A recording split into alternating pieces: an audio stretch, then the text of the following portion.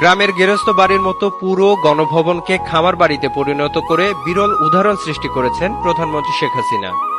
গণভবনে হাঁস, মুরগি, কবুতর, গরু পালনের পাশাপাশি বিভিন্ন ধরনের শাকসবজি চাষ করেন এদেশের মাটি ও মানুষের সঙ্গে বেড়ে ওঠা বঙ্গবন্ধু কন্যা।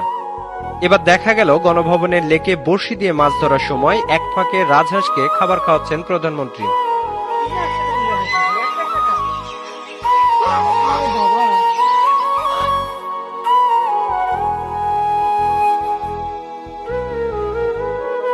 18 মে বৃহস্পতিবার প্রধানমন্ত্রীর কন্যা সাইমা ওয়াজেদ পুতুল তার টুইটারে একটি ভিডিও শেয়ার করেছেন।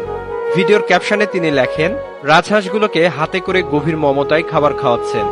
বাঙালি মায়ের এক চিরায়ত দৃশ্য।